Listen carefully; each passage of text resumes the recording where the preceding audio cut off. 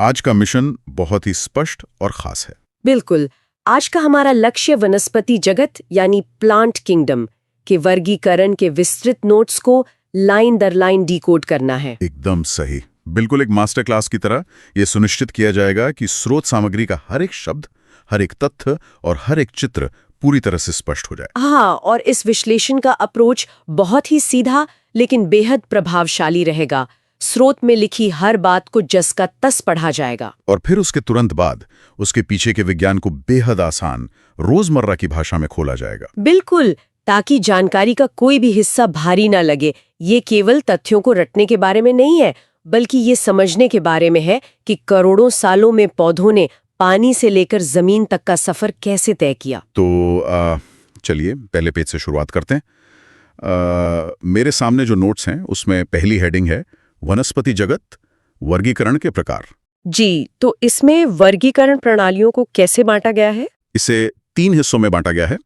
पहली प्रणाली के लिए शब्दशः लिखा है कृत्रिम ब्रैकेट में आर्टिफिशियल डैश लीनियस, आधार, बाह्य रचना ब्रैकेट में मॉर्फोलॉजी और पुमंग। ठीक है, तो इसे ऐसे समझ सकते हैं कि कृत्रिम प्रणाली सबसे शुरुआती तरीका था, मतलब पौधों को केवल बाहर से देखकर बांट देना, जैसे पत्तियों का आकार कैसा है या फूलों का रंग क्या है। हाँ, लेकिन ये तरीका बहुत सटीक नहीं रहा होगा। बिल्कुल नहीं, इसीलिए इसके बाद दूसरी प्रणाली आई। हाँ, दूसरी प्रणाली के लिए नोट्स में लिखा है प्राकृतिक ब्रैकेट में नेचुरल डैश बेंथम और हुकर, आधार बाह्य प्लस भीतरी गुण ब्रैकेट में भ्रूण विज्ञान शारीर। हाँ, तो प्राकृतिक प्रणाली थोड़ी गहराई में जाती है। इसमें बाहर की बनावट के साथ साथ पौधे के अंदर की संरचना को भी देखा जाता है, जैसे कि बीज कैसा है या उसका भ्रूण विज्ञान कैसा है। और तीसरी प्रणाली के लिए लिखा है जातिवृत्तीय ब्रैकेट में फाइलोजेनेटिक डैश हचिंसन, आधार विकासीय संबंध ब्रैकेट में इवोल्यूशनरी रिलेशनशिप्स। ये जातिवृत्तीय प्रणाली आज के समय में सबसे उन्नत मानी जाती है।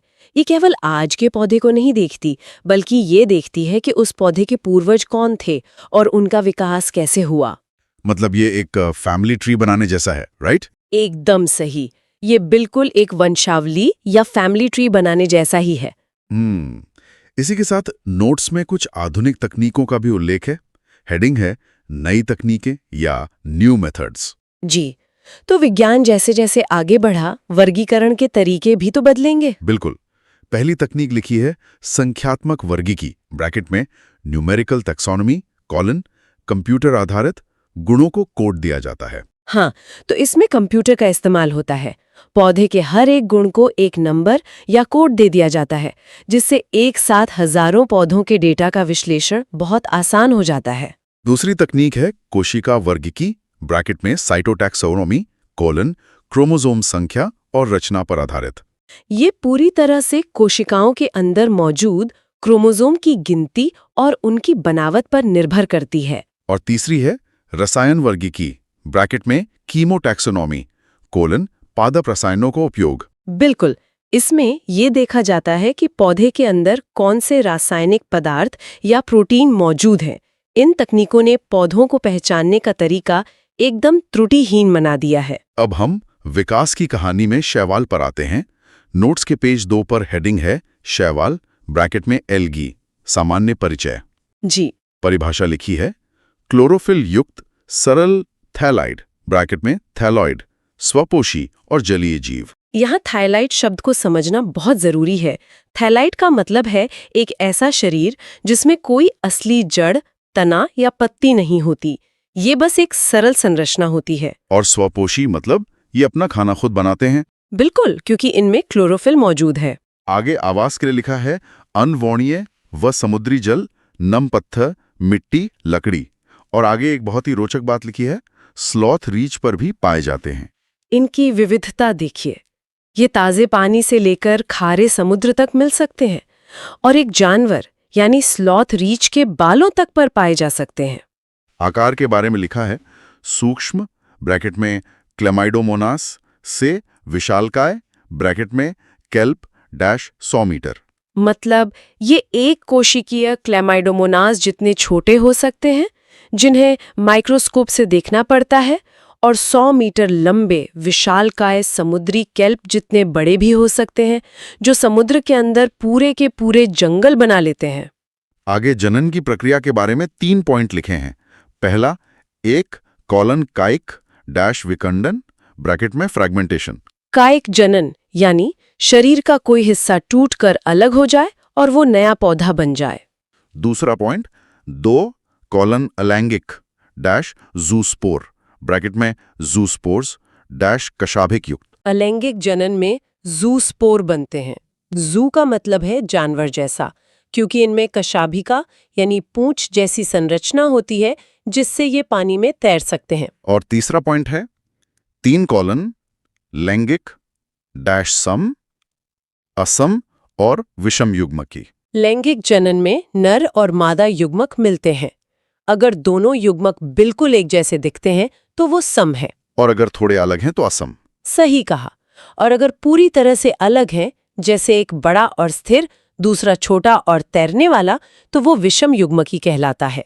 अब पेज पर एक चित्र है। यहाँ चित्र में दिखाया गया है, एक तरफ वॉल्वॉक्स है जो एक बड़ी गोलाकार जाली जैसी संरचना है जिसके अंदर छोटे छोटे हरे गोले सुरक्षित रखे हुए हैं। हाँ, यह चित्र शैवाल के विविध रूपों को दर्शाता है। वॉल्वॉक्स अकेले रहना पसंद नहीं करता, वो एक पूरी कॉलोनी बनाकर रहता है जो वो गोल जाली है। और दूसरी तरफ यूलोथ्रिक्स है जो लंबे रिबन या धागे जैसे आकार का है, जिसमें चौकोर डिब्बे एक के ऊपर एक सलीके से रखे हुए दिखाई दे रहे हैं। बिल्कुल, यूलोथ्रिक्स एक फिलामेंट यानी लंबे धागे की तरह बढ़ता है। इसे बच्चों को एक लंबी ट्रेन के डिब्बों की तरह विजुअलाइज कराया जा सकता है। पेज 3 पर शैवाल के आर्थिक महत्व की बात की गई है। पहला पॉइंट है CO2 स्थिरीकरण कोलन। पृथ्वी पर कुल CO2 का 50% शैवाल द्वारा स्थिर किया जाता है। ये जलीय खाद्य श्रृंखला का आधार है। यह हिस्सा बेहद महत्वपूर्ण है। अक्सर माना जाता है कि बड़े-बड़े जंगल पृथ्वी के फेफड़े हैं, लेकिन असल में पृथ्वी की आधी ऑक्सीजन यही सूक्ष्म शैवाल बनाते हैं। दूसरा पॉइंट भोजन के बारे में है। भोजन कोलन, पोरफायरा, लैमिनेरिया और सार्गासम की 70 प्रजातियां खाई जाती हैं। क्लोरेला और स्पिरुलाइना ब्रैकेट में अंतरिक्ष भोजन डैश प्रोटीन से भरपूर। भोजन के रूप में इनका उपयोग कई देशों में बहुत आम है और अंतरिक्ष यात्री क्लोरेला और स्पिरुलाइना को इसलिए साथ ले जाते हैं क्योंकि ये आकार में छोटे होते हुए भी प्रोटीन के पावर हाउस है। अंतरिक्ष में भारी भोजन ले जाना तो संभव नहीं है। तीसरा पॉइंट है हाइड्रोकोलॉइड्स ब्रैकेट में जल धारण पदार्थ कोलन एल्जिन ब्रैकेट में एल्जिन कोलन भूरे शैवाल कैरागिन ब्रैकेट में कैरागिनन कोलन लाल शैवाल। ये बहुत ही रोचक पदार्थ हैं। ये ऐसे पदार्थ हैं जो बहुत सारा पानी सोखकर गाढ़ा जल बना देते हैं। इसी में आगे लिखा है एगार ब्रैकेट में एगार कोलन जिलेडियम और ग्रेसिलेरिया ब्रैकेट में आइसक्रीम / जेली बनाने में। हाँ, इसी एगार का इस्तेमाल फैक्ट्रियों में आइसक्रीम और जेली को वो गाढ़ा और मुलायम रूप देने के लिए किया जाता है। कोलन क्लोरोफिल A और B ब्रैकेट में हरी घास जैसा रंग। खरे शैवाल का रंग बिल्कुल हमारे आसपास की ताजी घास जैसा होता है और इसका कारण यही क्लोरोफिल A और B है। आगे लिखा है संचित भोजन कोलन पायरिकोनॉइड ब्रैकेट में पायरेनॉइड्स डैश स्टार्च और तिल बूंदक। यहाँ पायरेनॉइड एक बहुत ही खास अंग है। इसे शैवाल का अपना स्टोरेज टैंक या पैंट्री मान सकते हैं। जैसे एक्स्ट्रा खाना फ्रिज में रखा जाता है, वैसे ही हरा शैवाल अपना स्टार्च और थोड़ा सा तेल इसी पायरेनॉइड में जमा करके रखता है। कोशिका भित्ति के लिए लिखा है बहुत मजबूत होती है, जो इन्हीं 2 परतों से बनी होती है, अंदर सेल्यूलोज और बाहर पेक्टोज। और इसके उदाहरण दिए हैं colon Chlamydomonas Volvox Ulothrix spirogyra कारा। जी। पेज 5 पर भूरे और लाल शैवाल की तुलना है। फियोफाइसी ब्रैकेट में ब्राउन एल्गी के लिए लिखा है वर्णक colon chlorophyll A C fucoxanthin bracket में जैतूनी हरा / भूरा कोलॉन लैमिनेरिन या मैनीटॉल भित्ति कोलॉन सेल्यूलोज प्लस एल्जीन और उदाहरण हैं कोलॉन एक्टोकार्पस लैमिनेरिया सरगासम। जी बिल्कुल। वहीं रोडोफाइसी ब्रैकेट में रेड एल्गी के लिए लिखा है वर्णक कोलॉन क्लोरोफिल A D आर फाइकोएरिथ्रिन ब्रैकेट में लाल रंग। ये लाल पर्णक समुद्र की बहुत गहराई तक पहुंचने वाली नीली रोशनी को सोखने में माहिर होता है।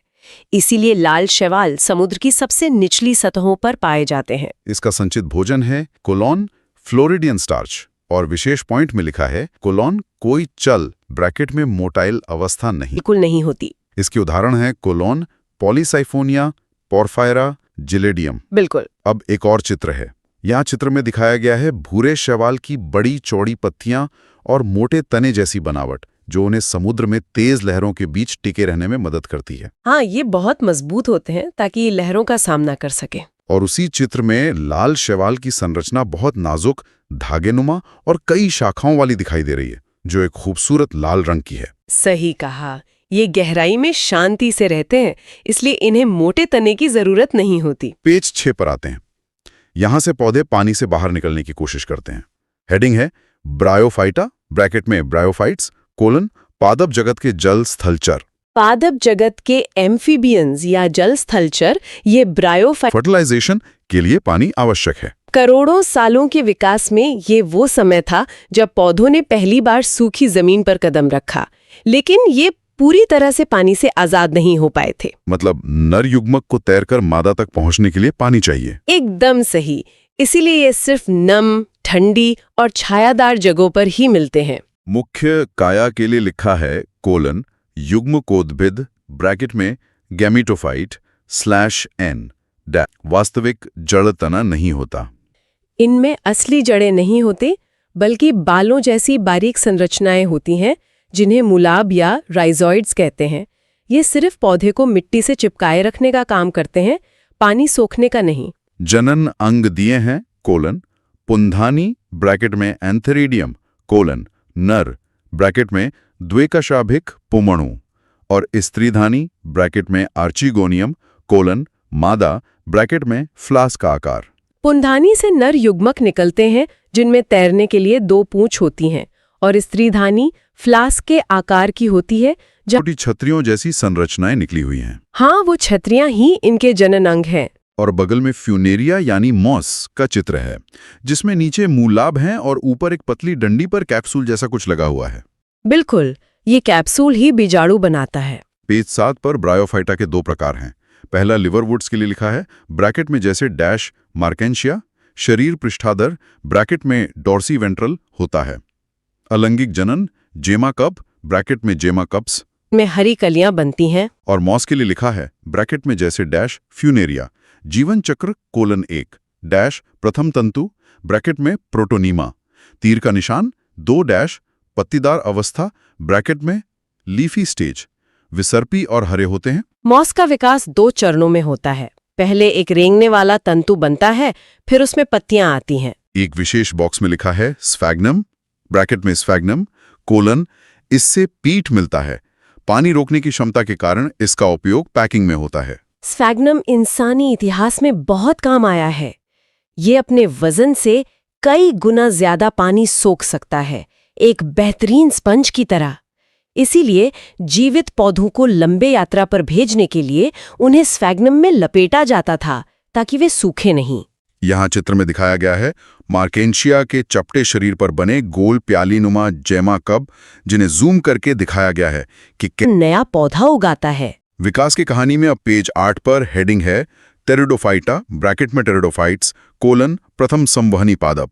यह एक बहुत बड़ा मोड़ है। इसके महत्व में लिखा है स्थल पर उगने वाले प्रथम संवहनी पौधों ब्रैकेट में जाइलम एंड फ्लोएम उपस्थित। ब्रायोफाइटा जमीन पर तो आ गए थे, लेकिन जमीन से ऊपर नहीं उठ पा रहे थे।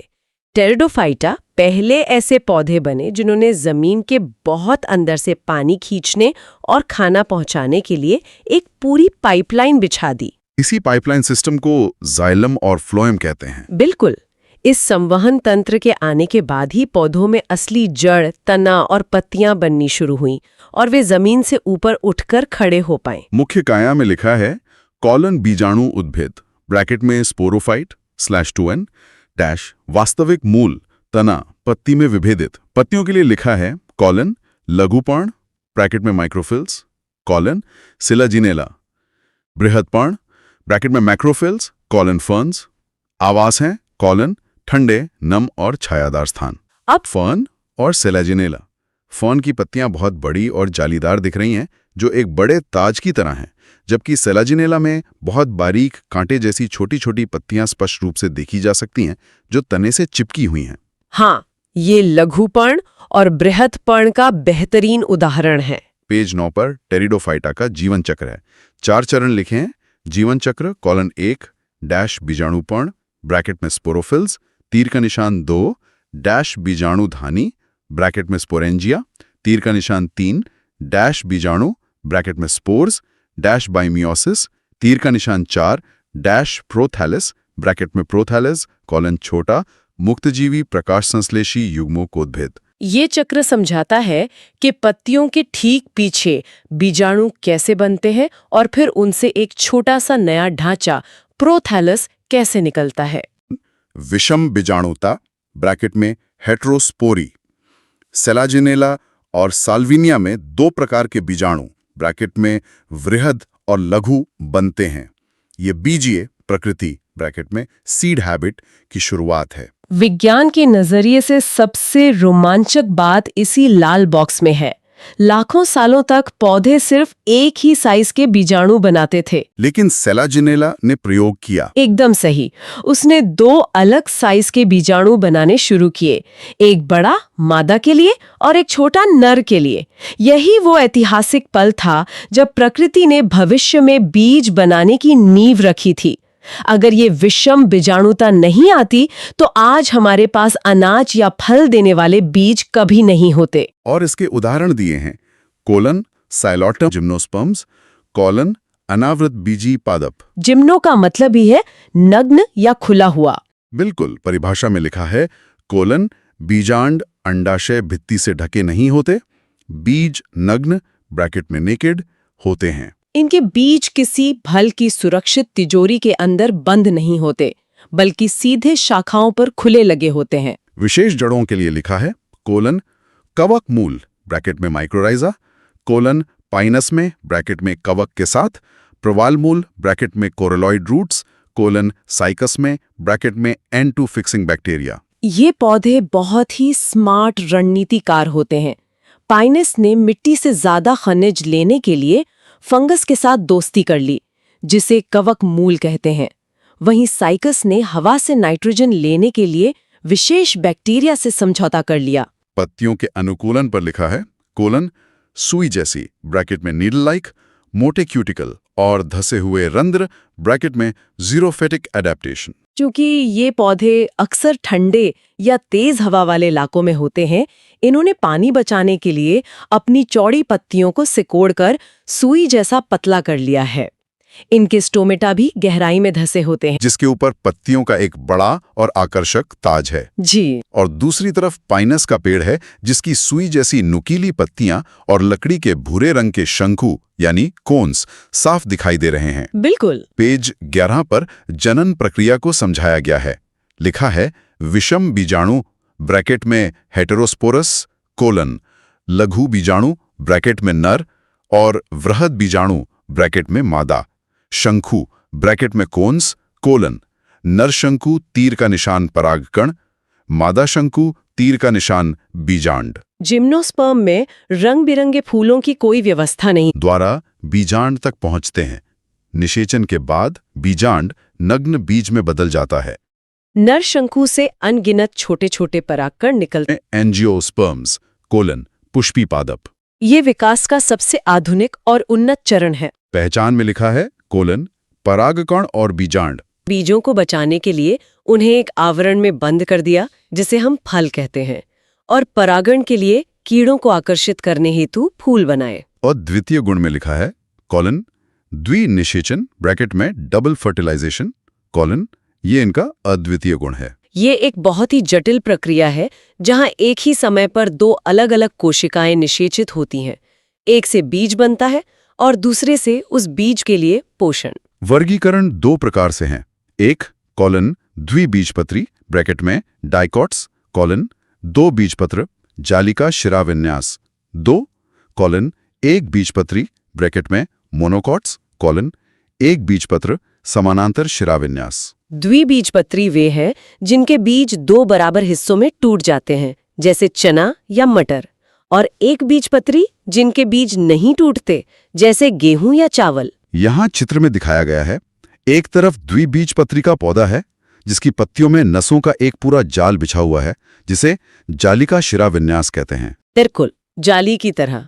और दूसरी तरफ एक बीजपत्री का पौधा है जिसकी पत्तियों में नसें बिल्कुल सीधी और एक दूसरे के समानांतर दौड़ रही हैं। हाँ, बिल्कुल सीधी रेखाओं में। पेज 13 पर पादप जगत के जीवन चक्र हैं। हेडिंग है पादप जीवन चक्र, ब्रैकेट में प्लांट लाइफ साइकिल्स।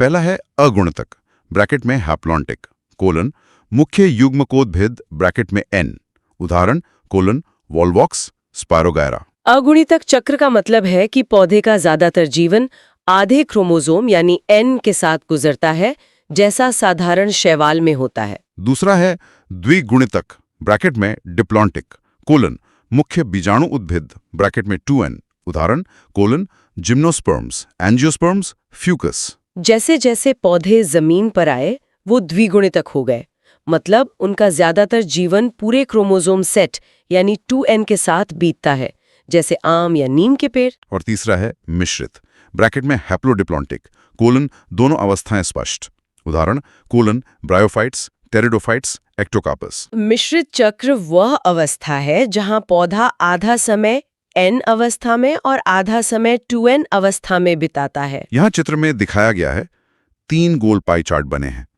पहले चार्ट में हरे रंग का n हिस्सा बहुत बड़ा है और लाल रंग का 2n हिस्सा बहुत छोटा। यह अगुणतक को दिखाता है। दूसरे चार्ट में लाल 2n हिस्सा सबसे बड़ा है। यह द्विगुणतक है। और तीसरे चार्ट में गोल चक्र लगभग आधा हरा n और आधा लाल 2n में बटा हुआ है, जो बिल्कुल स्पष्ट रूप से मिश्रित चक्र को दर्शाता है। सही कहा। पेज 14 पर पूरे अध्याय का एक तुलनात्मक सारांश दिया गया है। ये एक विस्तृत टेबल है। यह टेबल पूरे पादप जगत का निचोड़ है। मैं इसे पंक्तिबद्ध पढ़ता हूँ।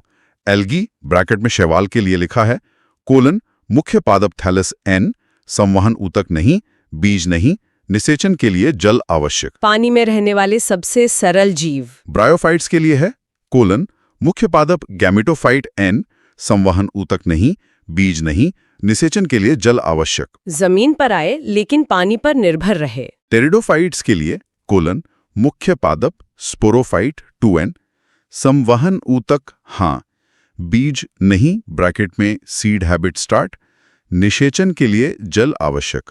संवहन ऊतक की पाइपलाइन बन गई, लेकिन अभी बीज पूरी तरह नहीं बने।